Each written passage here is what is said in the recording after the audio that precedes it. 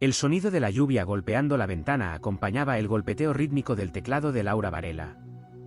Era una noche tranquila en la redacción de Crónica Oculta, el medio digital donde trabajaba junto a Sergio Navas. Ambos periodistas se habían especializado en investigar casos olvidados, sucesos inexplicables y misterios que nunca habían sido completamente resueltos.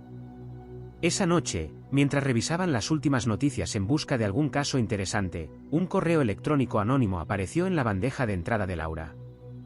El asunto era simple y directo: Boisaka. 1988, la verdad sigue enterrada. ¿Te suena Boisaka?, preguntó Laura, frunciendo el ceño. Sergio, que bebía un sorbo de café frío, dejó la taza en la mesa y se acercó a la pantalla. Me suena a Galicia. Boisaka es una zona cerca de Santiago de Compostela. ¿De qué va? Laura hizo clic en el mensaje. No había texto en el cuerpo del correo, solo un enlace de descarga. Se miraron por un segundo. Ambos sabían que abrir archivos desconocidos era un riesgo, pero la curiosidad periodística pudo más. Voy a usar la VPN y abrirlo en un entorno aislado, dijo Laura, tomando precauciones. Tras unos segundos, la descarga se completó. El archivo comprimido contenía varias fotos, documentos escaneados y un viejo recorte de periódico. Al abrir las imágenes, una escena impactante apareció en pantalla. Un cuerpo mutilado sobre las vías del tren. El hombre estaba completamente destrozado, como si la locomotora lo hubiera partido en dos. Sin embargo, lo que más llamaba la atención eran los detalles que habían quedado registrados en los informes policiales adjuntos. Hombre no identificado. Vía Ría Altas, Galicia. 5 de mayo de 1988. Camiseta gris azulada, pantalón negro, zapatillas blancas. Pelo negro, ojos castaños. Caminaba de espaldas al tren, agitando los brazos. No reaccionó a las advertencias del maquinista, leyó Laura en voz alta. Espera. ¿No identificado? Pensé que este era el caso del caminante de Boisaka, al que luego identificaron como Óscar Ortega Basalo, dijo Sergio. Laura revisó el resto de los documentos. Había informes de la época, declaraciones policiales y un dato perturbador: las pruebas de ADN utilizadas para identificar al hombre fueron realizadas en 2015, casi 30 años después del accidente. Esto no tiene sentido, susurró Laura. ¿Cómo es que tardaron tanto en verificar su identidad? Tal vez alguien no quería que se supiera quién era realmente, aventuró Sergio. Siguieron revisando los archivos hasta encontrar un escaneo de un viejo recorte de El Correo Gallego, fechado en 1988. El titular decía: El enigma del hombre de las vías. ¿Un viajero en el tiempo? El artículo mencionaba que el caso había sido objeto de especulación durante años, con teorías que iban desde un hombre con problemas mentales hasta la posibilidad de que fuera un crononauta, alguien que había viajado accidentalmente desde otro tiempo o dimensión.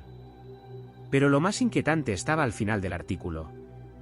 Testigos afirman que, a pocos metros de la escena del accidente, la policía encontró un círculo de piedras dispuesto de manera extraña. Hasta la fecha, no se ha determinado su significado. Laura y Sergio intercambiaron miradas. Este caso es más grande de lo que parece, dijo Laura. Y alguien quiere que lo investiguemos, añadió Sergio. La pantalla seguía iluminando sus rostros en la oscuridad de la redacción. Afuera, la lluvia caía con más intensidad, como si el tiempo mismo les estuviera advirtiendo que estaban a punto de desenterrar un secreto que había permanecido oculto por más de 30 años. Y esta vez, no pensaban dejarlo morir en el olvido. El tren nocturno avanzaba con suavidad por las vías, dejando atrás la meseta castellana rumbo a Galicia. A través de la ventana, las luces lejanas de los pueblos parecían parpadear en la distancia, ahogadas por la niebla que comenzaba a envolver el paisaje. Laura Varela se ajustó la bufanda y revisó por enésima vez la carpeta digital con los documentos que habían recibido. Esto sigue sin cuadrar, Sergio, murmuró, pasándole su tablet a su compañero. El caso del caminante de Boisaka fue archivado demasiado rápido. Sergio Navas, que estaba absorto en su libreta de apuntes, tomó el dispositivo y repasó los recortes de prensa. En mayo de 1988, El Correo Gallego había publicado un breve informe sobre la muerte del joven en las vías del tren. Luego, Casi 30 años después, otro artículo había cerrado el caso con la supuesta identificación de Óscar Ortega Vasalo gracias a pruebas de ADN. Tienes razón, respondió Sergio. La primera investigación apenas duró unas semanas, y luego se cerró sin más. No hay testimonios de familiares ni ninguna autopsia detallada publicada. Laura asintió, sintiendo un escalofrío recorrerle la espalda. Alguien quería que este caso quedara en el olvido. El tren llegó a Santiago de Compostela poco después de la medianoche. El viento húmedo y el aroma a tierra mojada los recibió al salir de la estación. A la mañana siguiente, visitarían el archivo histórico de la policía local y se reunirían con Luis Abad, un exagente que había trabajado en la investigación original. La sala de archivos era un espacio sombrío, con estanterías metálicas repletas de cajas polvorientas. Tras casi 2 horas revisando documentos, Sergio encontró un informe que le heló la sangre. «Aquí hay algo raro, Laura», susurró, mostrándole el papel amarillento. Este es el primer informe forense del caso, fechado el 6 de mayo de 1988, un día después del accidente. Laura lo leyó en voz baja. El cuerpo presentaba signos de desorientación severa antes del impacto. No se hallaron documentos de identidad ni pertenencias personales, salvo una cantidad inusual de dinero en pesetas. La causa de la muerte es clara, pero existen anomalías en la vestimenta del fallecido. Su ropa, aunque aparentemente contemporánea, presentaba desgaste atípico y composición textil diferente a la estándar de la época. Laura levantó la mirada. ¿Desgaste atípico? ¿Composición diferente? ¿Qué significa eso? Sergio negó con la cabeza. No lo sé, pero parece que los forenses encontraron algo extraño y no lo hicieron público. Antes de que pudieran seguir investigando, su teléfono sonó. Era el contacto con quien habían pactado reunirse esa tarde. Luis Abad lo recibió en un pequeño bar cerca de la plaza del Obradoiro.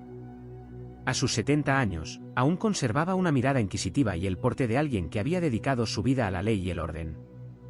«No sé qué esperan encontrar después de tantos años», dijo el exagente, removiendo su café, «pero les aseguro que ese caso no fue normal». Laura sacó su grabadora y la colocó sobre la mesa.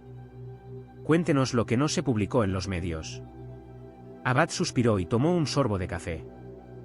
Lo que nunca se dijo fue que ese chico no cuadraba con nada. No solo porque nadie lo reclamó, sino porque la escena misma era extraña. «¿A qué se refiere?», preguntó Sergio. «Cuando llegamos al lugar del accidente, el cuerpo estaba destrozado, pero sus manos», el anciano se frotó las suyas, como si aún pudiera sentir la escena en su piel.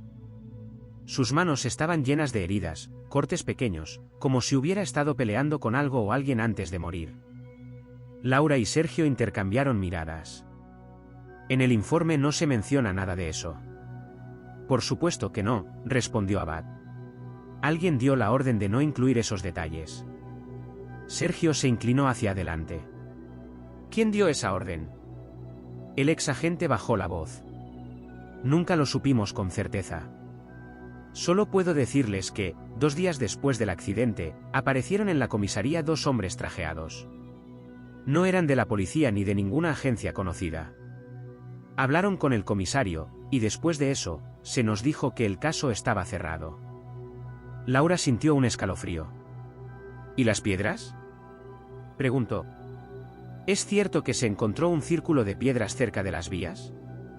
Abad apretó los labios y asintió lentamente. «Sí. Pero lo más inquietante es que, aunque llovió esa noche, las piedras estaban completamente secas. Como si hubieran sido colocadas allí justo antes del accidente». El silencio cayó sobre la mesa. Afuera, la llovizna golpeaba los adoquines de la ciudad. Laura apagó la grabadora y Sergio cerró su libreta. «Gracias por su tiempo, señor Abad». El anciano asintió. Antes de despedirse, les lanzó una última advertencia. «No sigan con esto. Hay cosas que es mejor dejar en el pasado». Pero para Laura y Sergio, el pasado estaba más vivo que nunca. El viento frío de la costa gallega agitaba los árboles mientras Laura Varela y Sergio Navas estacionaban el coche en una calle estrecha del casco antiguo de Noia, un pequeño pueblo a unos 40 minutos de Santiago de Compostela. Ahí, según los registros, vivía María Bertina Vasalo Álvarez, la mujer que, según las autoridades, era la madre de Óscar Ortega Vasalo, el supuesto caminante de Boisaca. Pero había algo que no cuadraba. 40 años es mucho tiempo, Sergio, comentó Laura mientras revisaba su libreta. ¿Cómo es posible que nunca haya salido a la prensa a hablar sobre la muerte de su hijo? Y más aún si realmente se trata de él, añadió Sergio. Lo lógico sería que hubiera estado en contacto con la policía desde el primer momento. El caso les resultaba cada vez más sospechoso.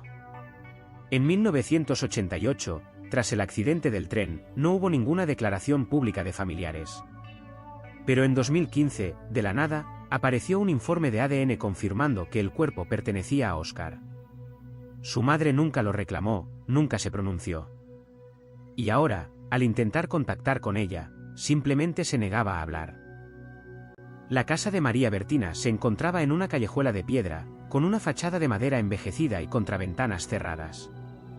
Tocaron el timbre 3 veces, pero nadie respondió. Sergio miró a Laura con expresión resignada. Parece que no tenemos suerte.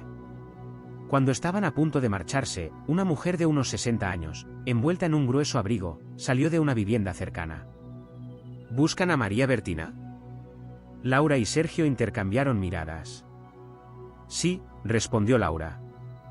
Somos periodistas y estamos investigando el caso de su hijo. La mujer, que se presentó como Teresa, los observó con una mezcla de desconfianza y curiosidad. Bajó la voz antes de hablar. Si están esperando que les diga algo, ella no les va a abrir la puerta. No quiere hablar de eso. Nunca lo ha hecho. ¿Por qué?, preguntó Sergio. Teresa suspiró, como si arrastrara un peso invisible. Cuando ocurrió lo del tren, ella no estaba aquí. Vivía en Santiago, tenía una farmacia.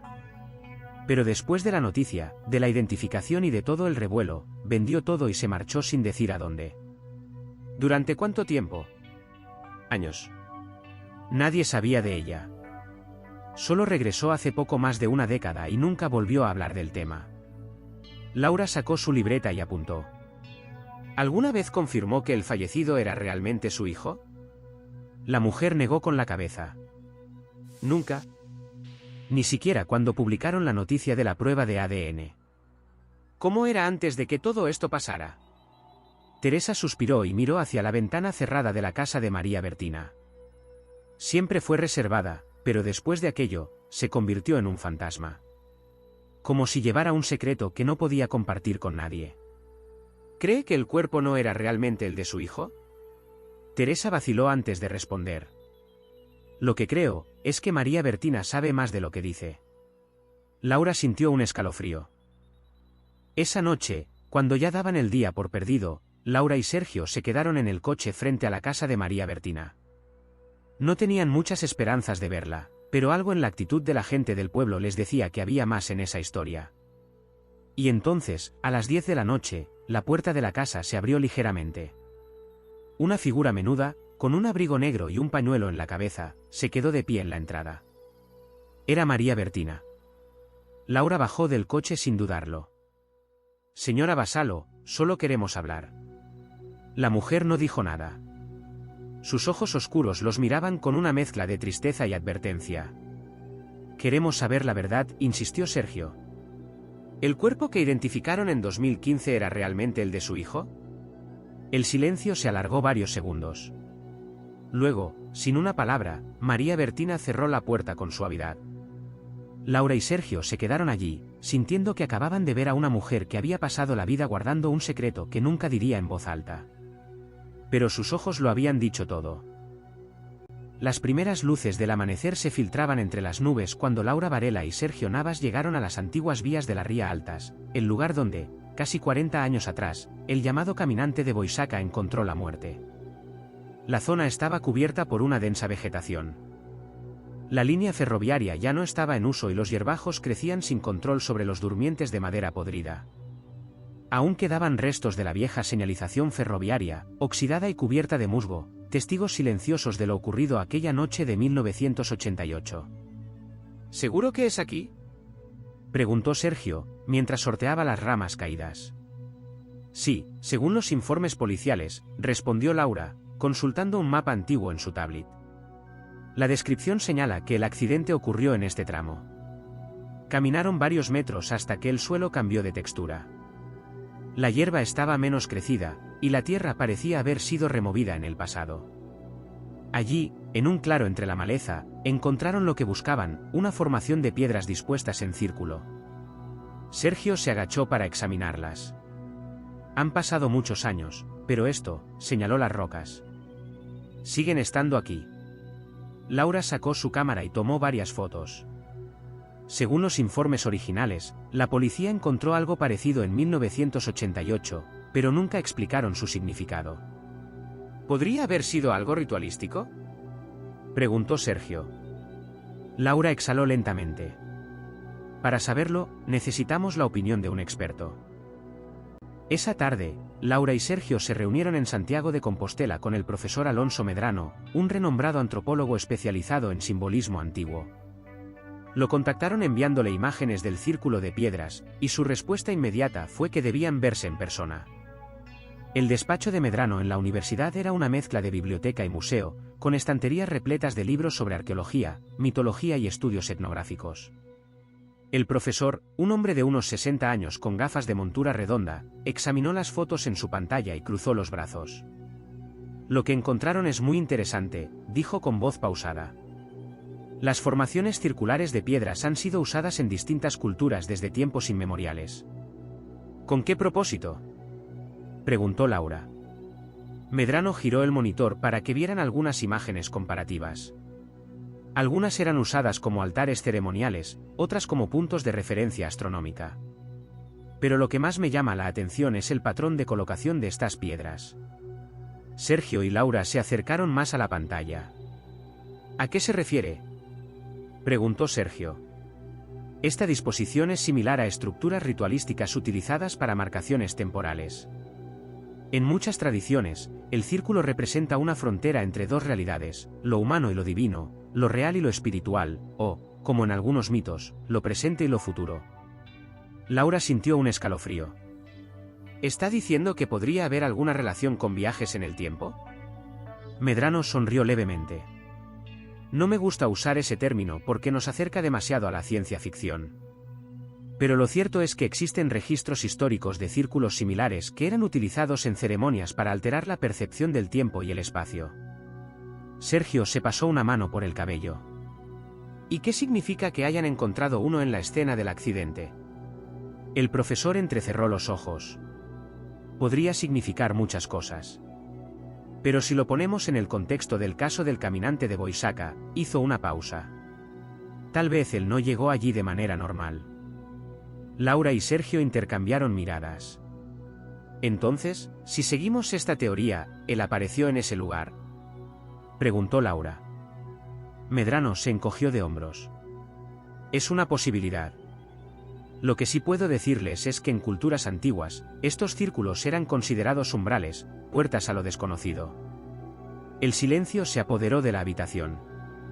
¿Creen que puedan llevarme al lugar donde encontraron las piedras?, preguntó finalmente Medrano. Laura asintió lentamente. Sí, profesor. Lo llevaremos allí. Y mientras se despedían, supieron que estaban a punto de adentrarse en un misterio mucho más grande de lo que habían imaginado. La noche era fría y húmeda en Santiago de Compostela cuando Laura Varela y Sergio Navas llegaron al punto de encuentro. El mensaje que habían recibido en su correo anónimo era claro: si quieren la verdad, nos vemos en la Rúa do Vilar. Medianoche. Vengan solos. Laura miró a Sergio antes de bajar del coche. ¿Seguro que esto no es una trampa?, Sergio ajustó el cuello de su chaqueta y exhaló. Si lo es, estamos a punto de averiguarlo. Caminaron por la calle empedrada hasta una pequeña cafetería con las luces apagadas. En la entrada, una figura encapuchada los esperaba. ¿Laura Varela y Sergio Navas?, preguntó el desconocido con voz grave. Sí, respondió Laura con firmeza. El hombre asintió y sacó un sobre grueso de su abrigo. Aquí tienen lo que buscan. Documentos policiales que nunca salieron a la luz. El caso del caminante de Boisacca no fue un simple accidente. Fue silenciado. Sergio tomó el sobre y lo abrió con cautela. En su interior había varios documentos amarillentos con sellos oficiales. Algunos de ellos llevaban una advertencia: confidencial. Archivo restringido. ¿De dónde sacaste esto?, preguntó Laura. Eso no importa, respondió el hombre. Pero les aconsejo que tengan cuidado. Hay gente que no quiere que esto se sepa. Sin decir más, el desconocido se giró y desapareció en la oscuridad de la calle. De regreso en su hotel, Laura y Sergio esparcieron los documentos sobre la mesa. Había informes policiales, notas internas y, lo más inquietante, una carta fechada el 10 de mayo de 1988, apenas 5 días después del accidente. Laura leyó en voz alta. Por orden superior, cesar cualquier investigación adicional sobre el sujeto no identificado hallado en la vía Ría Altas. No se permite la divulgación de información no autorizada a la prensa ni a terceros. Caso archivado inmediatamente. El documento estaba firmado por un oficial de alto rango, pero lo que más llamaba la atención era un sello en la parte inferior. Un logo desconocido para ellos hasta ese momento, un reloj de arena dentro de un círculo con las palabras: Fundación Cronos. ¿Qué demonios es la Fundación Cronos?, preguntó Sergio. Laura tecleó rápidamente en su laptop. Tras varios intentos, encontraron una referencia en un viejo foro de teorías conspirativas. Fundación Cronos, organización privada vinculada a investigaciones sobre anomalías temporales y sucesos inexplicables. Se rumorea que operó en varios países entre los años 70 y 90 antes de desaparecer de la escena pública. Sergio frunció el ceño. ¿Quieres decir que esta gente estaba involucrada en el caso del caminante de Boisacá?, Laura señaló otro documento. Aquí hay un informe de la policía de Santiago indicando que, días antes del accidente, 2 individuos no identificados fueron vistos en la zona del ferrocarril. Supuestamente inspeccionaban el terreno y tomaban mediciones. ¿Podrían ser de la Fundación Cronos?, preguntó Sergio. Tiene sentido. Si estaban investigando algo relacionado con el tiempo o dimensiones alternas, quizás encontraron algo. El silencio se apoderó de la habitación. Y si la Fundación Cronos tenía interés en ese lugar, dijo Laura con voz baja, entonces tal vez el caminante de Boisacá no era solo un hombre desorientado. Sergio tragó saliva. Tal vez, realmente no era de nuestro tiempo. Laura cerró los documentos con un susurro seco. Necesitamos encontrar a alguien que haya trabajado con la Fundación Cronos. Afuera, la ciudad dormía en paz. Pero en esa habitación de hotel, Laura y Sergio sabían que acababan de abrir la puerta a algo mucho más grande de lo que habían imaginado. Y la pregunta ahora no era si estaban en peligro. La pregunta era cuánto tiempo les quedaba antes de que alguien los silenciara también. El sonido de las teclas resonaba en la habitación del hotel mientras Laura Varela navegaba entre páginas ocultas de la web, rastreando cualquier información sobre la Fundación Cronos. Hasta ese momento, todo lo que habían encontrado eran rumores en foros de conspiraciones y menciones vagas en documentos antiguos.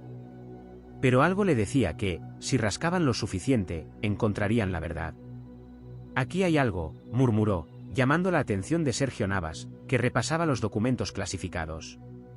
Sergio se acercó y miró la pantalla. Universidad de Barcelona, 1982, leyó en voz alta. Proyecto Cronos, análisis de variaciones espaciotemporales en puntos geográficos específicos. Financiado por la Fundación Cronos. Laura hizo clic en el enlace, pero la página estaba caída. Voy a usar la caché para ver si podemos recuperar algo. Tras unos segundos, un documento en PDF apareció en pantalla.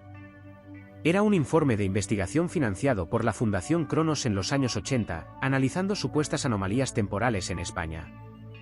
Mira esto, dijo Laura, señalando un párrafo. De acuerdo con nuestras mediciones, existen fluctuaciones energéticas en ciertos lugares del territorio español. Las más significativas se encuentran en el noroeste del país, donde las perturbaciones alcanzan niveles anómalos. Sergio frunció el ceño. ¿El noroeste? ¿Se refiere a Galicia? Laura asintió. Y lo más inquietante es esto, deslizó el documento hasta la última página y leyó en voz alta. En las próximas semanas, un equipo de campo de la Fundación Cronos será enviado a la región para realizar mediciones detalladas. Sergio tragó saliva. ¿Cuándo se hizo este informe? Laura revisó la fecha. Abril de 1988. Se miraron en silencio. ¿Quieres decir que la Fundación Cronos estaba en Galicia justo antes de la muerte del caminante de Boisacá?, preguntó Sergio. Laura asintió lentamente. No puede ser una coincidencia. Mientras procesaban la información, el teléfono de Laura vibró. Era un mensaje anónimo. Si quieren respuestas, revisen el archivo de la Universidad de Santiago. Tercer piso, sección de proyectos cancelados. Hay documentos que nunca debieron ver la luz. Sergio levantó la vista. ¿Cómo demonios saben que estamos investigando esto? No lo sé, Laura bloqueó el teléfono, pero si alguien está dispuesto a darnos información, tenemos que aprovecharlo. Al día siguiente, llegaron al archivo de la Universidad de Santiago de Compostela. La biblioteca era un edificio de piedra antigua con pasillos silenciosos y olor a papel viejo. En el tercer piso, encontraron una sección con carpetas cubiertas de polvo, etiquetadas como proyectos cancelados, 1980 a 1990. Aquí está, susurró Sergio, sacando una carpeta marcada como Cronos 1988. Abrieron el expediente y comenzaron a leer. Informe interno de la Fundación Cronos, mayo de 1988. Las mediciones realizadas en la región de Ría Altas han confirmado la presencia de una anomalía temporal activa. Se recomienda proceder con extrema precaución. Se detectó una fluctuación significativa en la fecha del 4 de mayo. Aún no podemos determinar la causa exacta del fenómeno. Laura sintió un escalofrío.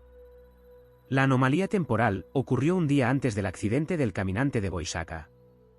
Sergio apretó los labios. Y si esa anomalía tuvo algo que ver con su muerte, significa que pudo haber llegado a ese lugar de una manera que no comprendemos. Laura cerró el archivo y miró a su compañero. Esto ya no es solo una investigación periodística. Es mucho más grande de lo que imaginábamos. En ese momento, sintieron que habían desenterrado algo que alguien había tratado de ocultar por casi 40 años. La pregunta ya no era quién era el caminante de Boisacá. Ahora, la pregunta era de dónde había venido. El clima en Santiago de Compostela había cambiado drásticamente. Una lluvia intermitente golpeaba los cristales del café donde Laura Varela y Sergio Navas se encontraban esperando a su contacto. La investigación sobre el caminante de Boisacá había tomado un giro inesperado desde que descubrieron la implicación de la Fundación Cronos, pero lo que estaban a punto de recibir podía ser la prueba definitiva de que el caso no era lo que parecía. Un hombre de unos 60 años, con un impermeable oscuro y gorra de conductor ferroviario, entró al café y se sentó frente a ellos sin decir una palabra. Se llamaba Ramón Castro, y en 1988 era el maquinista del tren que arrolló al caminante de Boisacá. Laura sacó su grabadora y la puso sobre la mesa. Señor Castro, le agradecemos que haya accedido a hablar con nosotros. Sabemos que ha guardado silencio todos estos años. El anciano asintió, mirando de reojo la lluvia que golpeaba el ventanal. No es algo de lo que me guste hablar, dijo con voz grave. Pero si realmente quieren saber lo que pasó, escuchen esto. Sacó un viejo cassette de su bolsillo y lo colocó sobre la mesa. Esto es una copia de la grabación que quedó registrada en la cabina aquella noche. Me la quedé porque nunca entendí lo que pasó. Sergio tomó la cinta y la observó con cautela. ¿Es la comunicación original del tren? Sí, respondió el maquinista. Y hay algo en esa grabación que nadie mencionó en los informes oficiales. Algo que nunca pudieron explicar. Laura y Sergio intercambiaron miradas. ¿De qué se trata?, preguntó Laura. Castro suspiró y apoyó las manos sobre la mesa. Antes del impacto, hubo un sonido. Un zumbido. No venía del tren. No venía de las vías. Venía del aire mismo. Un escalofrío recorrió la espalda de Laura. ¿Qué clase de zumbido? El anciano negó con la cabeza. No era mecánico. No era eléctrico. Era como si el tiempo mismo vibrara. El silencio se apoderó de la mesa. Cuando vi a ese hombre en las vías, continuó el maquinista, estaba en shock. No parecía una persona normal. No miraba el tren como alguien que sabe que va a morir. Miraba más allá. Como si estuviera viendo algo que nosotros no podíamos ver. Sergio se inclinó hacia adelante. Los informes dicen que movía los brazos. ¿Intentaba advertirnos de algo? Castro tomó un sorbo de café y miró a Laura con seriedad. No lo sé. Pero sé que no intentaba huir. Parecía estar atrapado en el momento. Como si él mismo no entendiera cómo había llegado allí. Laura tomó el casete y lo guardó en su bolso. Tenemos que escuchar esto. El anciano asintió. Antes de levantarse, dejó una última advertencia. Si descubren la verdad, asegúrense de que valga la pena. Los dejó solos en la mesa con el peso de sus palabras. Laura, susurró Sergio, todavía impactado, ¿y si ese sonido era la anomalía temporal de la que hablaba la Fundación Cronos? Laura cerró los ojos un momento. Entonces no solo estamos investigando una muerte. Estamos investigando un evento que no debería haber sucedido en nuestro tiempo. Encendió su laptop y preparó la grabadora. Estaban a punto de escuchar la última grabación del maquinista. Y con ella, quizás, la clave para entender el enigma del caminante de Boisaka. El teléfono de Laura Varela sonó a las 6 de la mañana. La llamada era de un número desconocido. ¿Señorita Varela? La voz del otro lado era áspera, pero firme. ¿Quién habla? No puedo decirle mi nombre por teléfono, pero sé lo que están investigando. Yo estuve allí el día que murió ese joven. Lo vi antes del accidente. Laura se incorporó en la cama, completamente despierta. ¿Dónde podemos vernos? Hay un café en el casco antiguo de Santiago, junto a la plaza de la Quintana. Estaré allí en 2 horas. Pero vengan solos. El tono del anciano no dejaba espacio para la negociación. Laura y Sergio Navas llegaron puntuales al pequeño café. Estaba casi vacío a esa hora de la mañana. En una de las mesas del fondo, un hombre mayor, de unos 80 años, los esperaba con una taza de café frente a él. Gracias por venir, dijo el anciano, mirándolos con ojos hundidos pero alerta. ¿Usted vio al caminante de Boisaka antes del accidente? Preguntó Sergio, tomando asiento. El anciano asintió lentamente. Yo trabajaba en la zona, cerca de las vías. Era albañil en una obra no muy lejos de allí. Aquella tarde, vi algo que nunca he olvidado. Laura encendió la grabadora. Cuéntenos exactamente qué vio. El anciano tomó un sorbo de café, como si necesitara valor para continuar. Ese muchacho no llegó caminando por el camino. ¿Apareció? Sergio frunció el ceño. ¿Cómo que apareció? El anciano bajó la voz. Estaba trabajando en la obra cuando, de pronto, vi un destello extraño cerca de las vías. Como un reflejo en el aire.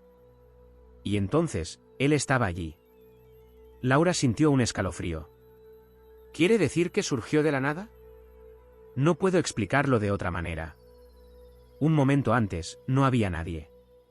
Y, de repente, ahí estaba él, en medio de las vías, tambaleándose. Sergio apoyó las manos en la mesa. ¿Cómo se veía? Desorientado. Asustado. Como alguien que acaba de ver algo que no debía haber visto. Laura y Sergio intercambiaron miradas. Los informes dicen que movía los brazos antes de ser arrollado, dijo Laura. El anciano asintió. Sí, pero no parecía pedir ayuda. Parecía intentar detener algo. Sergio sintió un nudo en el estómago. ¿Intentar detener qué? El anciano miró su café en silencio por unos segundos. Luego levantó la vista. Ojalá lo supiera. El silencio se apoderó de la mesa. Afuera, la mañana seguía su curso como cualquier otra. Pero en el interior de ese café, Laura y Sergio sabían que acababan de escuchar algo que podía cambiarlo todo. Porque si ese hombre decía la verdad, el caminante de Boisaka no solo murió en ese lugar. Tal vez nunca debió haber estado allí en primer lugar. La luz del portátil iluminaba los rostros de Laura Varela y Sergio Navas en la habitación del hotel. Llevaban horas revisando archivos en busca de un patrón que explicara lo sucedido con el caminante de Boisaka, y entonces, lo encontraron. Mira esto, dijo Laura, señalando la pantalla. Rudolf Fenz, Nueva York, 1950. Sergio frunció el ceño. ¿Quién es? O, mejor dicho, ¿quién era? Laura deslizó la página y comenzó a leer en voz alta. El 14 de junio de 1950, un hombre fue atropellado en la Quinta Avenida de Nueva York. Vestía ropa del siglo XIX y llevaba monedas antiguas en sus bolsillos. Cuando la policía investigó su identidad, descubrieron que un hombre con su mismo nombre había desaparecido en 1876. Sergio se inclinó hacia adelante. Es casi lo mismo que pasó aquí. Exactamente, asintió Laura. Ambos aparecieron de la nada, en lugares donde no deberían haber estado, con vestimenta anacrónica y sin ninguna explicación de cómo llegaron allí. Sergio pasó una mano por su cabello. Si lo de Rudolf Fenz fue real, ¿quieres decir que el caminante de Boisaka también pudo haber viajado en el tiempo? Laura exhaló lentamente.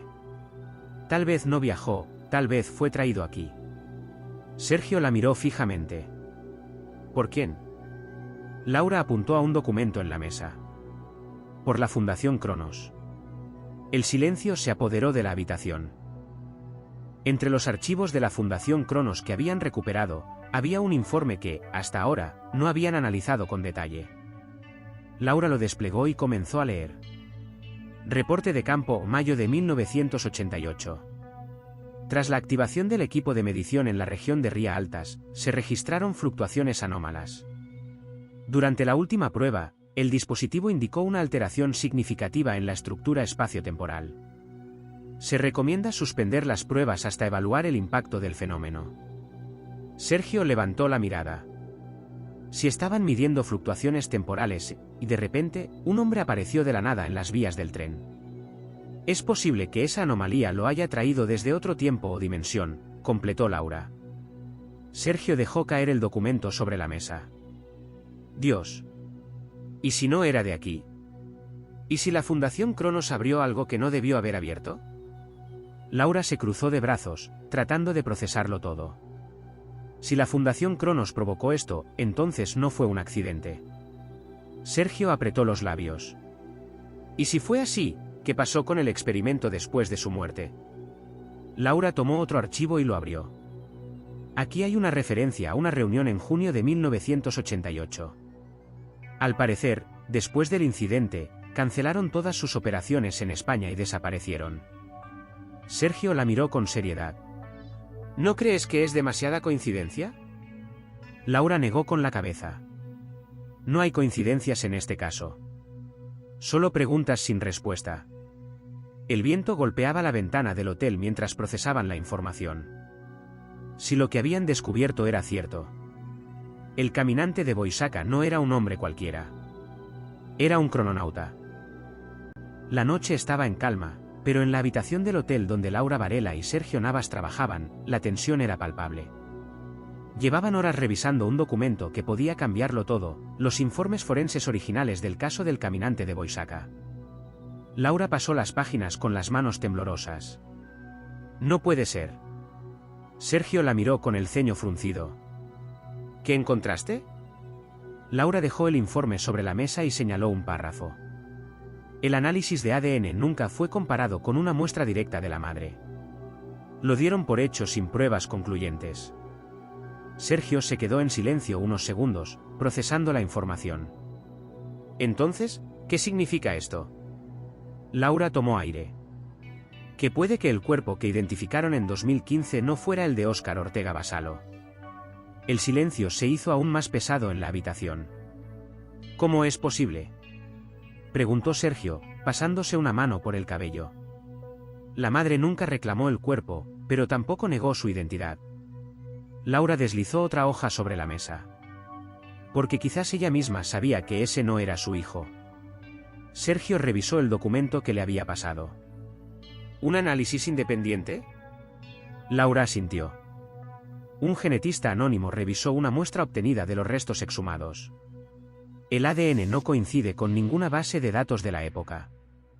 Es como si ese hombre nunca hubiera existido. Sergio apoyó las manos sobre la mesa. Dios. Entonces, ¿quién era realmente el caminante de Boisaka? Laura lo miró fijamente. Un viajero en el tiempo. O peor aún, un experimento fallido. Laura y Sergio estaban a punto de enviar su informe a su editor cuando un nuevo mensaje anónimo llegó a sus teléfonos. Dejen el caso o enfrentarán las consecuencias. Sergio se quedó helado. Nos están vigilando. Laura apretó los labios y cerró su laptop. Si nos están vigilando, significa que estamos en lo cierto. Sergio tragó saliva. ¿Qué vamos a hacer? Laura lo pensó unos segundos. Luego, miró su teléfono y escribió un mensaje a su editor. Publica la historia. Cueste lo que cueste. Días después, la investigación de Laura Varela y Sergio Navas se volvió viral. Los archivos desclasificados, los informes forenses y la conexión con la Fundación Cronos alimentaron un debate global. Pero mientras el mundo discutía la verdad, Laura y Sergio sabían que la historia aún no había terminado. Porque si el caminante de Boisacá realmente había sido un viajero en el tiempo, ¿dónde estaban los otros?